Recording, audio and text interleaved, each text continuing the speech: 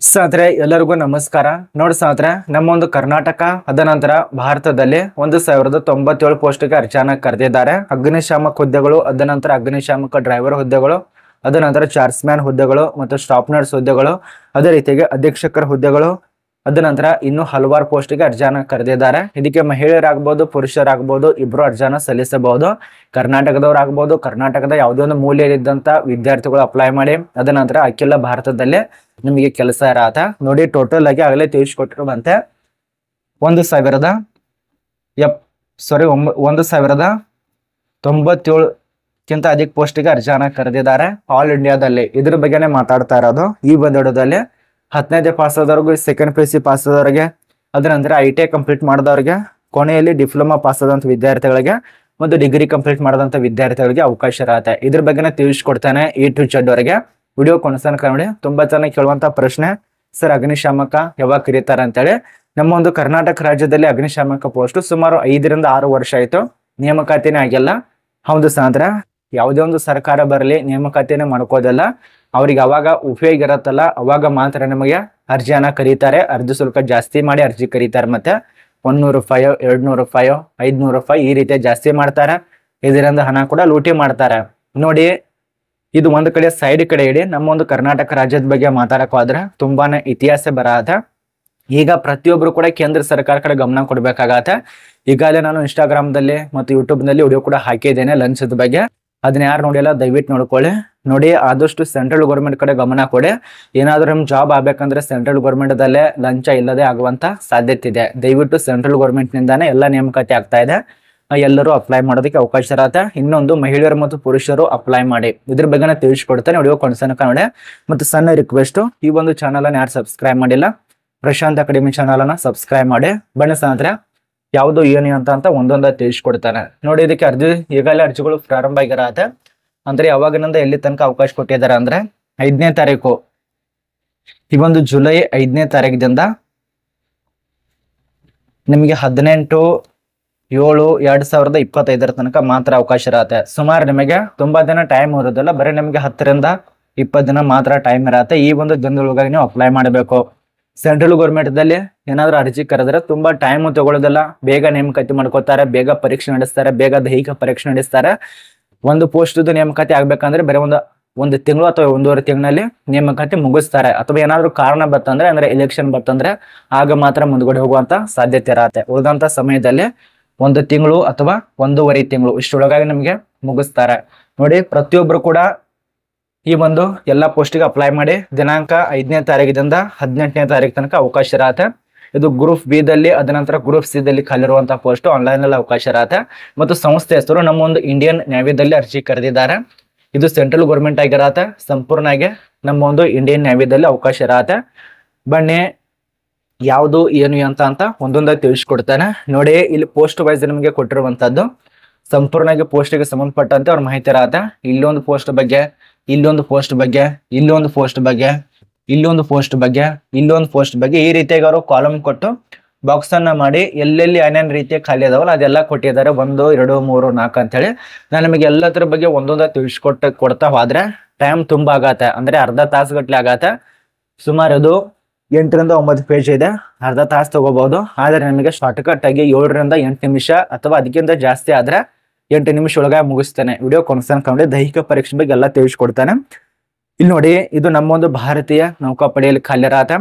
ಇದು ನಮಗೆ ಅರ್ಥ ಆಯ್ತು. ಟೋಟಲ್ ಆಗಿ 1100ಕ್ಕಿಂತ ಅಧಿಕ ಪೋಸ್ಟ್ ಇರತ್ತೆ. ಕೆಲವು ಜನ ಏನ್ ಮಾಡ್ತಾರೆ ಅಂದ್ರೆ, ಕೆಲವು ಕಡೆ 1110 ಪೋಸ್ಟ್ ಬಗ್ಗೆ ಹೇಳ್ತಿದ್ದಾರೆ, ಕೆಲವು ಕಡೆ 1097 ಪೋಸ್ಟ್ ಬಗ್ಗೆ ಹೇಳ್ತಿದ್ದಾರೆ. ಇದು ಯಾವುದೇ ರೀತಿ ನಿಮಗೆ ಕನ್ಫ್ಯೂಸ್ ಮಾಡಬಾರ್ದು ಅಂತೇಳಿ ನಿಮಗೆ ಡೈರೆಕ್ಟ್ ಆಗಿ 1097 ಪೋಸ್ಟ್ ಬಗ್ಗೆ ನಾನು ನಿಮಗೆ ತಿಳಿಸ್ಕೊಟ್ಟಿದ್ದೇನೆ. ಇನ್ನು 5ನೇ ತಾರೀಕು ನೋಟಿಸ್ ಬರತ್ತೆ. ಅಂದ್ರೆ ಇವತ್ತೇ ನೋಟಿಸ್ ಬರತ್ತೆ. ಈಗಾಗಲೇ ನಿನ್ನೆ ನೋಟಿಸ್ ಬಂದಿರ್ಬೋದು. ಇದ್ರ ಬಗ್ಗೆ ನಾನು ನಿಮಗೆ ಇವತ್ತು ತಿಳಿಸ್ಕೊಡ್ತಾರೆ. ಅಂದ್ರೆ ಇವತ್ತು ವಿಡಿಯೋ ಮಾಡ್ತಾ ಇದ್ರೆ 4ನೇ ತಾರೀಕು ಮಾಡ್ತಾ ಇರೋದು.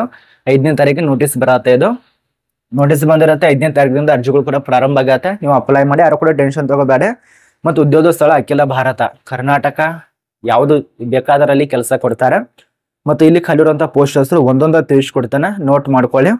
ಸ್ಟಾಫ್ ನರ್ಸ್ ಹುದ್ದೆಗಳು, ಚಾರ್ಸ್ಮ್ಯಾನ್ ಗ್ರೂಪ್ ಬಿ ದಲ್ಲಿ ಖಾಲಿರುವಂತಹ ಪೋಸ್ಟ್, ಸಹಾಯಕ ಕಲಾವಿದ ಟೀಚರ್ ಹುದ್ದೆಗಳು, ಔಷಧಿಗಾರ ಚಾರ್ಸ್ಮ್ಯಾನ್ ಹುದ್ದೆಗಳು, ಅಗ್ನಿಶಾಮಕ ಪೋಸ್ಟ್, ಅಗ್ನಿಶಾಮಕ ಡ್ರೈವರ್ ಹುದ್ದೆಗಳು, ಅದ ನಂತರ ಅಧೀಕ್ಷಕರ ಹುದ್ದೆಗಳು, ಅಗ್ನಿಶಾಮಕ ಸಿಬ್ಬಂದಿ, ಸಾಮಾನ್ಯ ದರ್ಜೆಯ ನಾಗರಿಕ ಮೋಟಾರ್ ಚಾಲಕ ಅಂದ್ರೆ ಡ್ರೈವರ್ ಪೋಸ್ಟ್ ಖಾಲಿ ಇರತ್ತೆ. ವ್ಯಾಪಾರಿ ಮೇಟ್ ಹುದ್ದೆಗಳು, ಕೆಲಸಗಾರರ ಹುದ್ದೆಗೆ ಅರ್ಜಿ ಕರೆದಿದ್ದಾರೆ.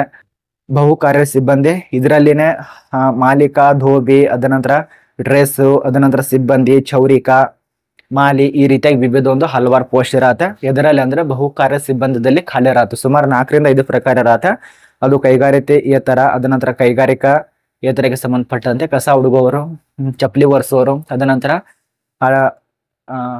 ಒಗ್ಯಾನ ಒಗೆಯೋರು, ಅದ ನಂತರ ಬಟ್ಟೆ ಒಗೆಯೋರು, ಒಣಗಿ ರೊಟ್ಟಿ ಒಣಗಿ ಈ ರೀತಿಯಾಗಿ ಅಡಿಗೆ ಮಾಡೋರು ಅದೆಲ್ಲ ಕರೆದಿರ್ತಾರೆ. ಅದ್ರ ಬಗ್ಗೆ ಸ್ವಲ್ಪ ನಿಳ್ಕೊಳ್ಳಿ.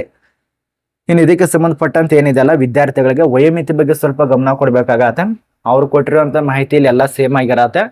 ಅವ್ರಿಗೆ ನೋಟಿಸ್ ರಿಲೀಸ್ ಮಾಡಿದ್ದಾರೆ, ಇಲ್ಲ ಅಂತಲ್ಲ. ಆದ್ರೆ ಅವ್ರು ಎಷ್ಟೆಷ್ಟು ಪೋಸ್ಟ್ ಖಾಲಿ ಇದಾವ ಕಾಲಮ್ ಆಗಿ ಕೊಟ್ಟಿದ್ದಾರೆ. ಅವರು ಕೂಡ ಹಿಡಿಸೋದಿಲ್ಲ ಅಂತ ಅವರು ಕೂಡ ಗೊತ್ತಿದೆ. ಆದ್ರೆ ಹಿಂಗ್ ರುಫಾಟ್ ಹೊಡಿದಾರೆ ನೋಡಿ, ಅವರು ಕೂಡ ನಿಮ್ಗೆ ಅನ್ಸೋ ಮಟ್ಟಿಗೆ ಅವ್ರು ಹಿಡಿಸೋದಿಲ್ಲ ಅಂತೇಳಿ ಈ ರೀತಿ ಗೊತ್ತಾಗೇನೆ ಈ ರೀತಿ ಹೊಡೆದಿದ್ದಾರೆ. ಅವರು ಈ ರೀತಿ ನೋಟಿಸ್ ರಿಲೀಸ್ ಮಾಡ್ಬೇಕಲ್ಲ, ಅವ್ರು ಈ ರೀತಿಯ ನೋಟಿಸ್ ರಿಲೀಸ್ ಮಾಡಿದ್ದಾರೆ. ಅಂದ್ರೆ ಅವ್ರು ಉರ್ಫಾಟ್ ಮಾಡಿ ನೋಡ್ಬೇಕಲ್ಲ. ಈಗ ನಾನು ಬೋರ್ಡ್ ಇದೆಲ್ಲ ನಾನು ಹಿಂಗ್ ತಿರ್ಸಿದಾಗ ನಿಮ್ಗೆ ಅರ್ಥ ಆಗತ್ತೆ. ಇದ್ರ ಬಗ್ಗೆ ತಿಳಿಸ್ಕೊಡೋಕ್ಕಿಂತ ಮುಂಚಿತವಾಗಿ ಎಲ್ಲ ನಿಮ್ಗೆ ಶಾರ್ಟ್ ಕಟ್ ಆಗಿ ತಿಳಿಸ್ಕೊಡ್ತಾನೆ, ಯಾವ್ದು ಏನೇ ಅಂತ ಹೇಳಿ. ಮತ್ತೆ ನೋಟಿಸ್ ಕೂಡ ನಮ್ಮ ಒಂದು ಟೆಲಿಗ್ರಾಮ್ ಗ್ರೂಪ್ ಕೊಟ್ಟಿದ್ದೇನೆ, ಚೆಕ್ ಕೂಡ ಮಾಡ್ಕೊಳ್ಳಿ. ಎಲ್ಲ ನೋಡಿದಾಗ ಎಲ್ಲ ಉರ್ಪಾಟಿನ ಕಾಣಿಸ್ತಾ ಇದೆ. ಅದು ಅಂದ್ರೆ ಮೇಲ್ಗಡೆ ಒಂದೇ ಪೇಜ್ ಅವರು ಸೀದಾ ಹೊಡೆದಿದ್ದಾರೆ, ಇನ್ನು ಉಳಿದಂತ ಪೇಜ್ ಎಲ್ಲ ಉರ್ಪಾಟಿನ ಹೊಡೆದಿದ್ದಾರೆ. ಇಲ್ಲಿ ನೋಡಿ, ನಾ ಈ ಬೋರ್ಡ್ ಉರ್ಪಾಟ್ ಮಾಡಕ್ ಬರಲ್ಲ, ಮತ್ತು ಇಲ್ಲಿ ರೋಟೇಟ್ ಕೂಡ ಕೊಟ್ಟಿಲ್ಲ ಅವರು ಸೆಟ್ಟಿಂಗ್ದಲ್ಲಿ. ಅದೊಂದು ಕಾರಣಕ್ಕಾಗಿ ನಮಗೆ ಡೈರೆಕ್ಟ್ ಆಗಿ ತಿಳಿಸ್ಕೊಡ್ತಾರೆ ನೋಡಿ. ಇಲ್ಲಿ ವಿದ್ಯಾರ್ಥಿಗಳಿಗೆ 18ರಿಂದ 40 ವರ್ಷ 45 ವರ್ಷ ಆಗಿರ್ಬೇಕಾಗತ್ತೆ. ವಿದ್ಯಾರ್ಥಿಗಳಿಗೆ 18 ವರ್ಷದಿಂದ 45 ವರ್ಷ ಇದು ವಯೋಮಿತಿ ಆಗಿರಬೇಕು. ಮತ್ತೆ ಆಯ್ಕೆದಂತ ವಿದ್ಯಾರ್ಥಿಗಳಿಗೆ ಸಾಮಾನ್ಯವಾಗಿ ಇಲ್ಲಿ ಕೊಟ್ಟಿದ್ದಾರೆ. ಅವರು CPC ಪ್ರಕಾರ ಕೊಡ್ತಾರೆ, 7ನೇ CPC ಪ್ರಕಾರಗೇನೆ ಕೊಡ್ತಾರೆ.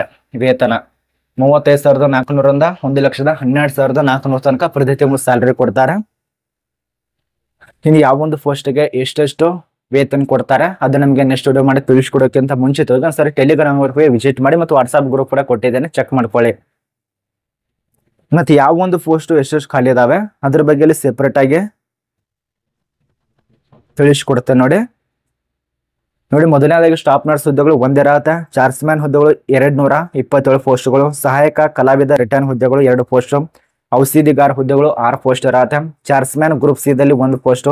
ಅಂಗಡಿ ಅಧೀಕ್ಷಕರು 8 ಪೋಸ್ಟ್. ಅಗ್ನಿಶಾಮಕ ಯಂತ್ರ ಚಾಲಕರು ಅಂದ್ರೆ ಡ್ರೈವರ್ ಹುದ್ದೆಗಳಿಗೆ 14 ಪೋಸ್ಟ್ ಇರತ್ತೆ. ಅಗ್ನಿಶಾಮಕ ಸಿಬ್ಬಂದಿ ಹುದ್ದೆಗಳಿಗೆ ಸುಮಾರು 90 ಪೋಸ್ಟ್ಗಳು. ಅಂಗಡಿಯವನು 176 ಪೋಸ್ಟ್ಗಳು. ಅದರ ನಂತರ ಸಾಮಾನ್ಯ ದರ್ಜೆಯ ನಾಗರಿಕ ಮೋಟಾರ್ ಚಾಲಕರು 117 ಪೋಸ್ಟ್ಗಳು. ವ್ಯಾಪಾರಿ ಮೆಟ್ ಅಂತೇಳಿ 207 ಪೋಸ್ಟ್. ಕೀಟ ನಿಯಂತ್ರಣ ಕೆಲಸಗಾರ 53 ಪೋಸ್ಟ್. ಭಂಡಾರಿ ಅಂತೇಳಿ 1 post. Health lady health inspector ಅಂತ ಕರೀತಾರೆ 1 ಪೋಸ್ಟ್ ಇರತ್ತೆ. ಬಹುಕಾರಿ ಸಿಬ್ಬಂದಿಗಳು 94. ಅದ ನಂತರ 85. ಇದೇ ಒಂದು ಸುಮಾರು 200ಕ್ಕಿಂತ ಅಧಿಕ ಪೋಸ್ಟ್ಗಳು ಖಾಲಿ ಇರತ್ತೆ. ಇಷ್ಟು ಕರೆದಿದ್ದಾರೆ. ವಯೋಮಿತಿ ನಿಮಗೆ ಸಾಮಾನ್ಯ ಸಡಿಲಿಗೆ ಕೊಡ್ತಾರೆ. ಆಯ್ಕೆ ಪ್ರಕಾರದಲ್ಲಿ ಸುಮಾರು 4 ಪ್ರಕಾರಗೆ 5 ಪ್ರಕಾರಗೆ ಆಯ್ಕೆ ಮಾಡ್ತಾರೆ. ಮೊದಲಿಗೆ ಸಂದರ್ಶನ, ವೈದ್ಯಕೀಯ ಪರೀಕ್ಷೆ, ಡಾಕ್ಯುಮೆಂಟ್ಸ್, ದೈಹಿಕ ಗುಣಮಟ್ಟದ ಪರೀಕ್ಷೆ, ಇದು ಅಗ್ನಿಶಾಮಕ ಪೋಸ್ಟ್ಗಳಿಗೆ ಇರತ್ತೆ. ಇನ್ನು ಕಂಪ್ಯೂಟರ್ ಆಧಾರಿತ ಪರೀಕ್ಷೆ, ಇದು ನಮಗೆ ಕನ್ಫರ್ಮ್ ಆಗಿ ಅರ್ಥ ಆಯ್ತು. ಇದು ಆನ್ಲೈನ್ ನಲ್ಲಿ ಇರೋದ್ರಿಂದ 5ನೇ ತಾರೀಕಿನಿಂದ ಅರ್ಜಿಗಳು ಪ್ರಾರಂಭ ಆಗತ್ತೆ. 5/7/2025 ಕೊನೆಯ ದಿನಾಂಕ 18 ಜುಲೈ 2025 ಈ ಒಂದು ದಿನಾಂಕ ಅರ್ಜಿ ಸಲ್ಲಿಸಿ. ಸುಮಾರು ನಿಮಗೆ 14 ದಿನ ಟೈಮ್ ಇರತ್ತೆ. ಮಾತ್ರ 14 ದಿನ ಒಳಗಾಗಿ ಅಪ್ಲೈ ಮಾಡಿ. ಇದ್ರ ಬಗ್ಗೆ ನಿಮಗೆ ಸಂಪೂರ್ಣ ಮಾಹಿತಿ ಅರ್ಥ ಆಯ್ತು ನೋಡಿ. ಕನ್ಫ್ಯೂಸ್ ಅಂತ ಮಾಡ್ಕೋಬೇಡಿ. ಕೆಲವು ಜನ 1,110 ಪೋಸ್ಟ್ ಬಗ್ಗೆ ತಿಳಿಸ್ಕೊಡ್ತಿದ್ದಾರೆ ಅಂತ ಅನ್ಬೇಡಿ. ಕೆಲವು ಜನ 1,097 ಪೋಸ್ಟ್ ಬಗ್ಗೆ ಕೊಡ್ತಾ ಇದ್ದಾರೆ ಅಂತ ಅನ್ನಕ್ಬೇಡಿ. 2 ಪೋಸ್ಟ್ ಒಂದೇ, 2 ನೋಟಿಸ್ ಒಂದೇ ಆಗಿರತ್ತೆ. ಆದ್ರೆ ಕೆಲವು ಜನ ಗೊತ್ತಾಗ್ತಾ ಇಲ್ಲ, ಇದು ಖಾಲಿದೆ ಅಂತ. ಕೆಲವು ಜನ ಇದನ್ನ ಹಾಕ್ತಿದ್ದಾರೆ, ಹೆಡ್ಲೈನ್ ಇದು ಖಾಲಿದೆ ಅಂತ ಇದನ್ನ ಹಾಕ್ತಿದ್ದಾರೆ. ಒಟ್ಟಾರೆ 1,097 ಪೋಸ್ಟ್ ಖಾಲಿ ಇರುತ್ತೆ. ಅಪ್ಲೈ ಮಾಡ್ಕೊಳ್ಳಿ.